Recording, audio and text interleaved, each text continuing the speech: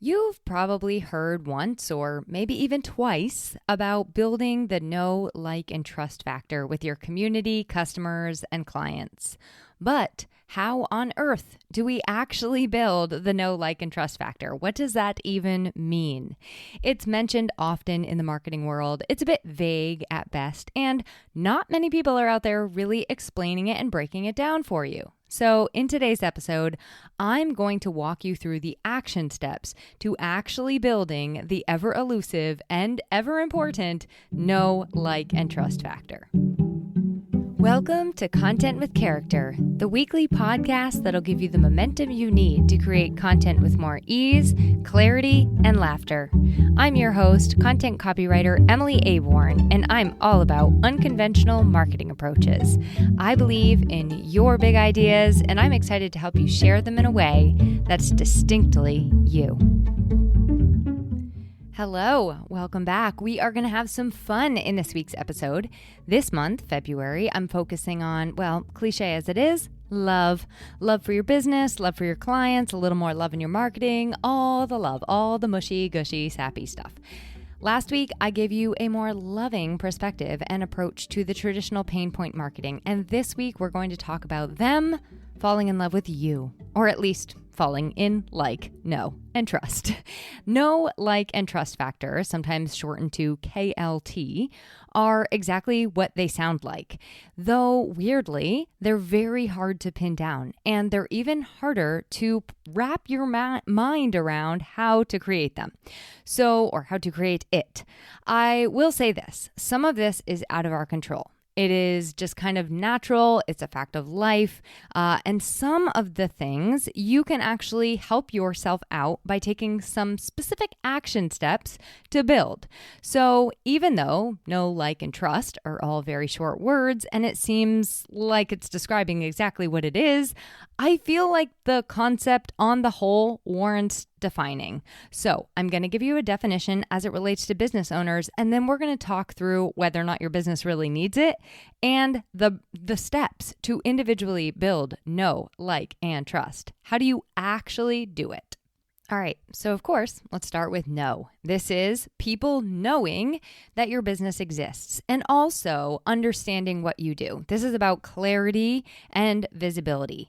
And I will say, I know that a lot of people have told me, I'm the best kept secret. And I know that that feels like a good thing. It feels like a good thing to be the best kept secret. But when you run a business, you actually want to be a well-known secret. You want people to be able to choose you, and they can't easily choose you if they don't know that you exist, if they don't know that there's even an option to do so. So we want to make it simple for them, and we want them to know about us. That is the know factor. Like, we tend to, especially when working with service providers, purchase from, work with, support people that we like. Buyers do often want to feel a connection with you. This does not mean always, nor does it mean you need to share all of your personal information or become best friends with your clients. But it does mean that you might consider the possibility that they might actually want to learn more about your personality and your values and your style. They might want to be invited to like you. And this is all about kind of building rapport and relatability and those fundamental relationships that will grow your business. So that is the like factor. And then finally, the trust factor. People need to trust you. They need to trust that you are going to deliver what you will promise on, that your expertise and knowledge is solid, and that you're going to treat them like the gold they are. Trust is the foundation of business, in my opinion, is definitely the foundation of my business.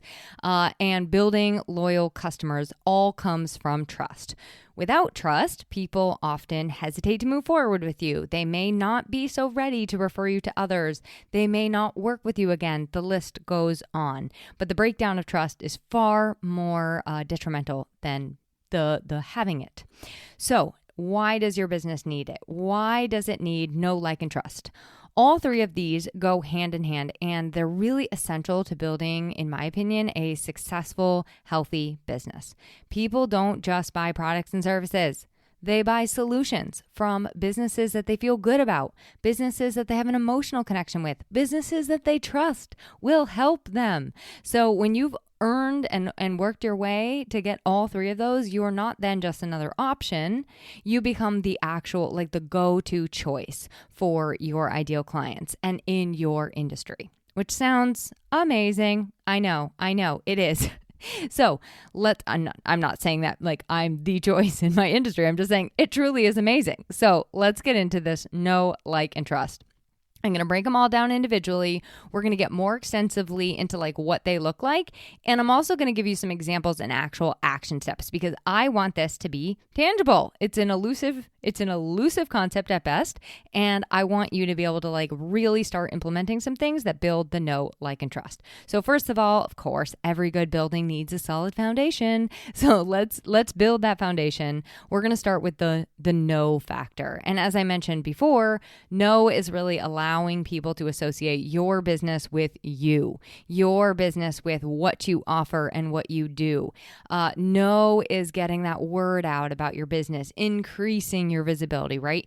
And being consistent in that. So the more people get to know you, the more you get your name out there, the more they can then also easily identify you in a crowd. Some of that comes from that consistency. And they also know, like when you are sharing something, they know it's you. And when you show up consistently and remind them of what you do and who you are, you're going to build the know by staying top of mind in what is honestly a very busy, noisy market in probably all of our industries. So I'm going to give you an example, and I'll use my own to reintroduce myself for those of you who do not know me. Like if this is your first time listening, I need to build the know factor with you. See? So for my example, imagine Emily Aborn. She's a small business copywriter. Imagine I have just revamped my website, emilyaborn.com, showcasing my website copywriting portfolio and my expertise, which I actually just did. If nobody sees it, or if I don't actually share my website with people ever, or I don't share the fact that I am a small business copywriter, how will they know that I exist, or what I am up to, or what I am offering? So to build my know, I just actually recently added a new service to my repertoire, and I want people to know about it. It's a great bundle for podcasters and soon-to-be podcasters. So I want people to know about that. So to build these know factors, here are some things that I could do. I could post on social media, ideally consistently. And maybe those posts are things like sharing tips about how to write a better bio, sharing tips on how to use storytelling in your content, sharing case studies of my past work or behind the scenes or glimpses of projects or my process. A post I recently did about the actual podcast bundles was that I highlighted all of the recent bundles I've done and all the things I'm doing with podcasters right now so that people can know that this exists. Secondly, I could ask others to help me share my information too. Like if it's relevant to them, right? I could have them, share when my name comes up, please. If your clients are ever looking for this, if it's win-win and it's collaborative and reciprocal. I could also get people to know me by emailing my list and just reminding them of who I am and what I do. I could talk at the beginning of my podcast episodes and make sure that I'm introducing myself as a small business copywriter, reminding you of who I am and what I do. I could attend networking events, make some obligatory small talk about the weather at said networking events, introduce myself, scan the room quickly for partners in crime. Referral partners and collaborators. No, but really I could attend networking events, and I do. I think that is a great way to build your know factor, and often in a room of people that you can have like real conversations with. I could also, to build my know factor, collaborate with complementary professionals. So for me, the example is website designers, brand designers, virtual assistants, graphic designers. Those are all people who me and them, our services complement each other very well. So we may want to build the know factor by collaborating with several of them, right? And think about what that might be for you. I'm using myself as an example. I'm going to give you some more like tangible examples that will relate to everybody, but these are to get your ideas going as well. The other one is I could start building relationships with people who are actually interacting with my ideal clients on a regular basis. And think big on this. It doesn't actually just have to be other service providers. Like, for example, one of the people I work with often is home trades. So like interior designers and builders and decorators. And one place that I might want to build my no factor is, for example, like the New Hampshire Home Building Society or something like that. So those are kind of examples. So think big on what makes sense for you, and also what is comfortable, what matches up with your personality, and what you reasonably have capacity to do to build that no factor. But when you start to take those steps, the result is that people become more aware of you. People start to become aware of who Emily Aborn, the copywriter, is, and they know what she offers. And she's the person that pops into their mind when somebody needs help with their website copy or help with their blogs or help with their marketing strategy. So without those efforts to get known, I could have world's most amazing skill set. I could be the most brilliant writer. I could have written for all 114 different industries that I have and with the thousands of individuals that I have, and offer stunning SEO and brand development and thorough detail process, all the things. And it would all be for naught if people did not even know that I existed. So in a nutshell, no is kind of your nudge, your gentle reminder to not hide that little light of yours. Let it shine. Let it shine. Let it shine. Okay, we're going to get into some action steps that just 4 that really I want you to start thinking about and focusing on right away. And quick side tangent, I just want to let you know there are detailed show notes where all of these are going to be written out for you under each category. I don't want you jotting down things while you're driving, so I want you to be able to get your ideas saved and in one place. So check out the show notes. That's where the extended show notes live, and you can work through them like a workbook, which some of you do, and I absolutely love that. Brings me more joy than is probably normal. So these show notes are for you if you like doing that.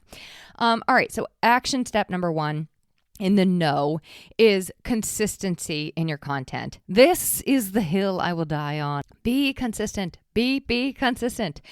Choose where you're going to show up, and then be there regularly. And don't just show up when it's time to talk about yourself and promote and sell something.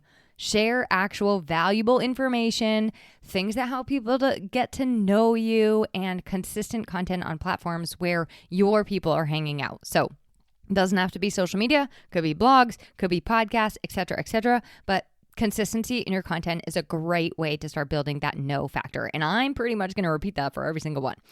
Number 2, be where your audience is, or where your community is, or where your clients are. Cue Ariel, the Little Mermaid. You want to be where the people are. Even the most introvert amongst you is going to want to be where the people are when it comes to building the no factor. Engaging with your people where they are, even if that means you have to be a little bit more selective in where you're focusing your time, is a must. Number 3, quality over quantity. Remember, we're not just producing content for content's sake here, okay? Focus on providing consistent value, not just random content. Again, not content for content's sake.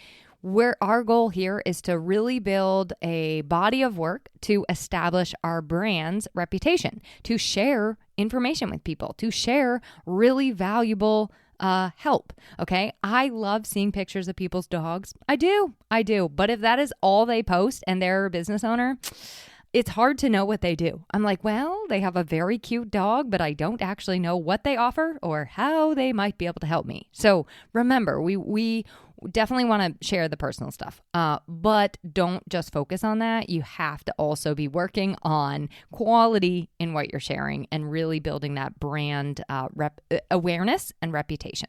Okay, and then the last one is leveraging collaborations. So this is like, for example, guest blogging, podcasts, either having people on your podcast or being on other people's podcasts, joint webinars or workshops or events, working with other people who already have your ideal audience's attention. I always say a good collaboration helps you go further, farther, faster. It's a win-win-win, and it does help to increase your visibility. Plus, in the whole big picture of things, you are bringing a lot of value to other people, and you're likely helping your collaborator out too with something that they need. So choose one of those 4 actions: consistency, being where your people are, quality over quantity, and collaborations. Start implementing, go forth, and be known. And onward we shall go to the like factor.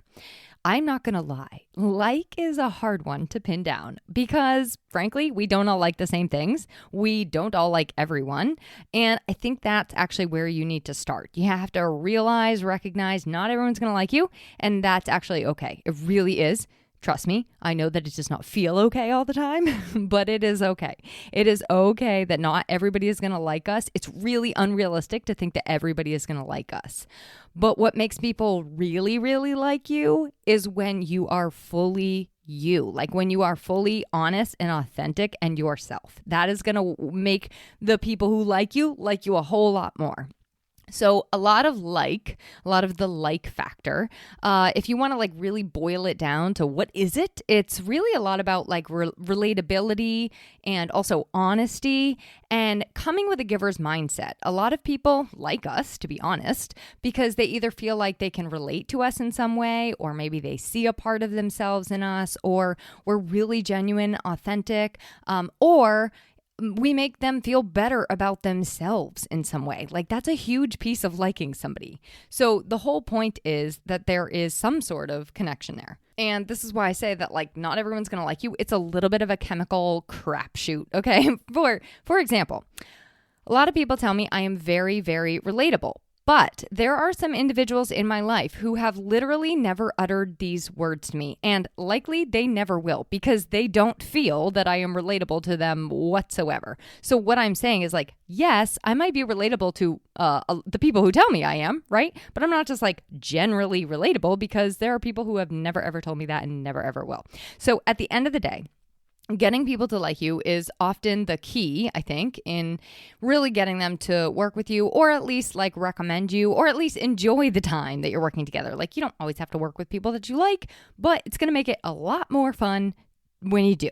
So that really boils down for me to just creating like a human, real, authentic connection. A lot of that is just like having conversation instead of like blasting out emails, blasting out posts. Like I'm just talking to you person to person.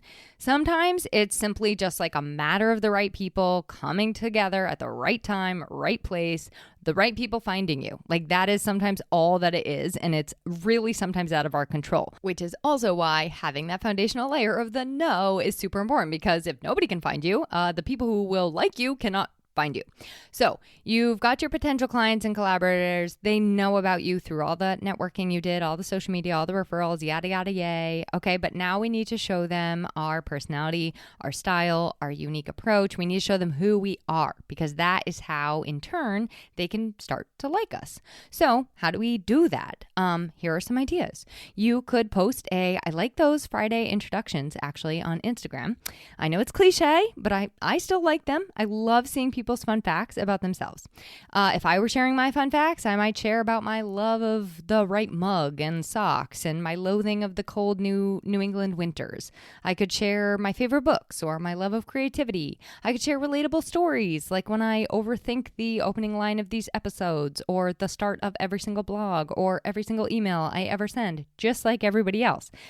Another way is to ask questions about other people and do it because you're actually curious about their answers and about learning about them. But that is such a great way to show what you like and also find out what other people like and build those relationships that way. So I love asking questions to other people. So you start doing some of these things, and then one day a small business encounters those and says, oh my gosh, this Emily, she's so relatable and down to earth. She hates the cold just like me. She gets the struggle. She doesn't take herself too seriously.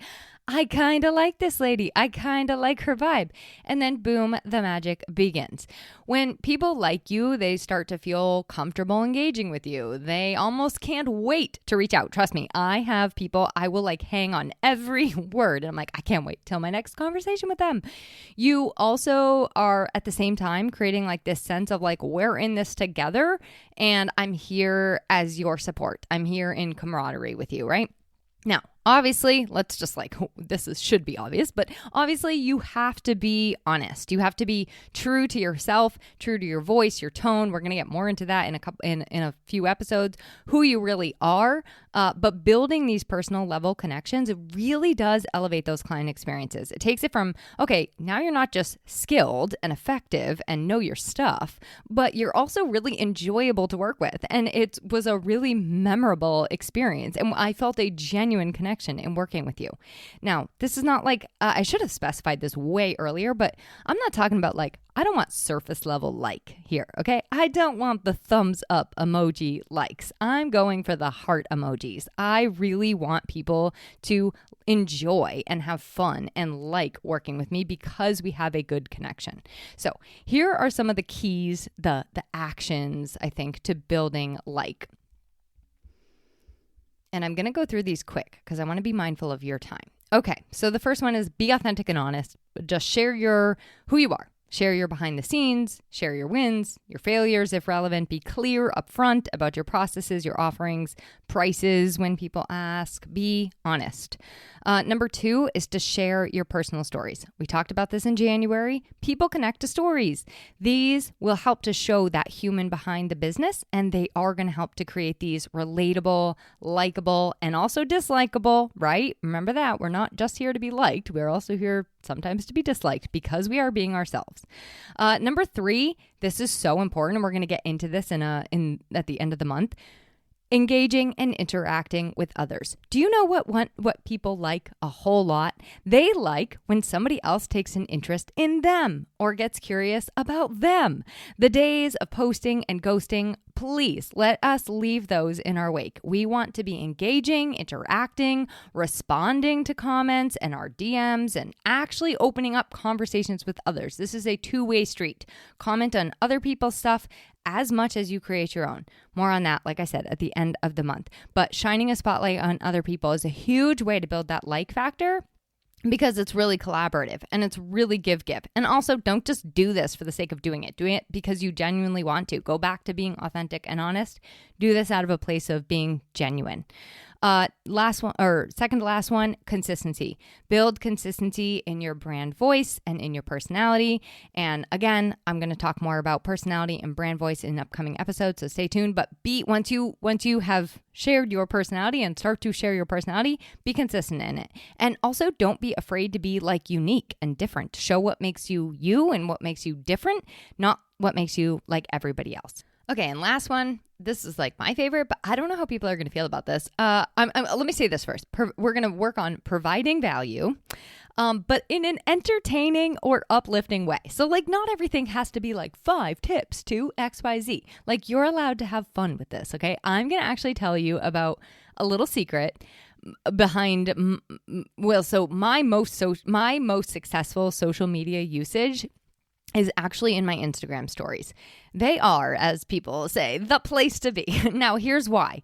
I just have fun with my Instagram stories. I usually stock up and save funny memes or poignant quotes or things that I'm reflecting on or inspired by. And I stock those up. I kind of save them all. And then I pull it together and share it. And so in the stories, sometimes it's just all funny stuff for 10 frames, okay?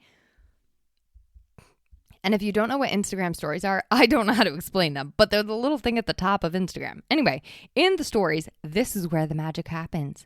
People respond to my stories and we start having conversations. And I know it feels really weird to say this, but I've had some really deep conversations all through Instagram stories. And some of it is just from funny memes. I have built a lot of business relationships and all of us are just kind of relaxed and sharing that sense of humor together, laughing through the tears, okay, so to speak. So here's what I want to pull out of that. When we create things that are just enjoyable and feel good or inspiring or promising to others or help people feel seen, and sometimes it's in a funny way, when they feel good and they just want to be part then of what you're creating. So remember, negativity is for sure contagious, and positivity and laughter is also contagious. And I would personally rather be spreading and liked for the latter, not the former. All right, ready for the very last factor, the trust factor. Trust. I have a very deep relationship with trust. Well, more like lack of trust. Trust is the ultimate picture of reliability and credibility. And what does it really mean? Most of us have had a pretty good sense of what it is not, what it feels like not to trust someone or to have you had your trust broken. But what is it? What does trust feel like when it exists? And also, how do we grow it? So I wanted to find the definition on this because I actually didn't know how to define trust.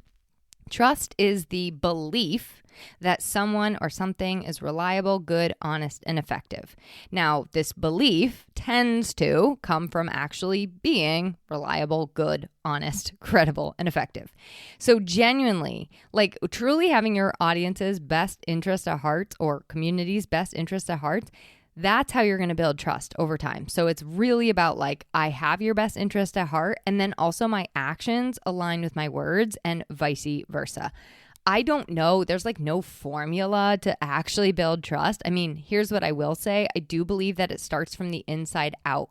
You actually have to be a trustworthy person in order to get people to trust you.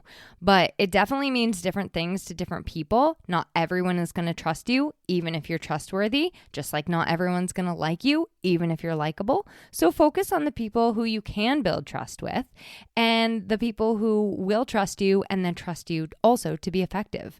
Here are some of the ways I know that I have personally worked on being trustworthy and therefore building trust.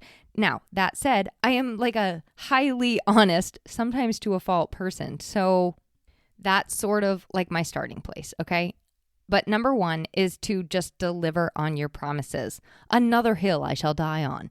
Be clear about what you offer, deliver what you promise, and do that consistently. And if something comes up, communicate it, right? That you're not going to be able to deliver on the promise.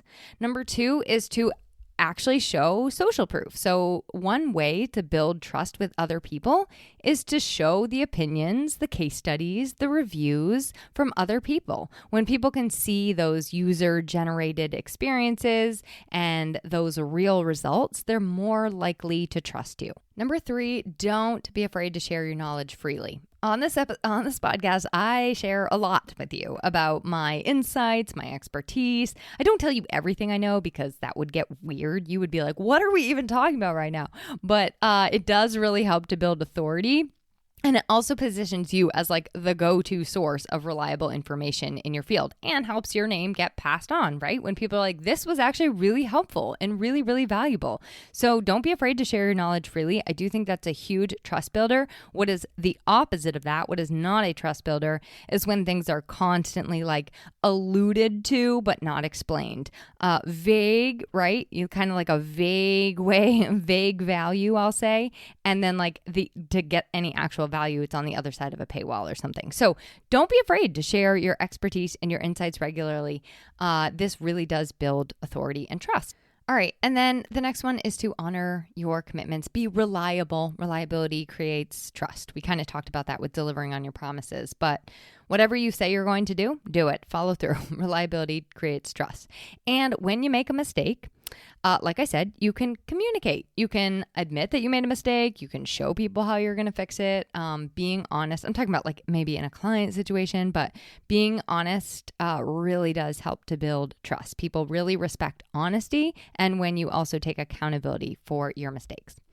Okay, with all of that said, remember, know, like, and trust building is a process. It is a long game. It is not an overnight simple formula. That should be the name of my show. But really, it's not just like whiz, bang, boom, I built the know, like, and trust. It takes time, consistency, and an inside-out approach. Remember, it starts with you. Relationships and relationship building are, in my opinion, at the core of successful businesses. And guess what relationships do? They foster know, like, and trust. They create those unbreakable bonds and lasting partnerships.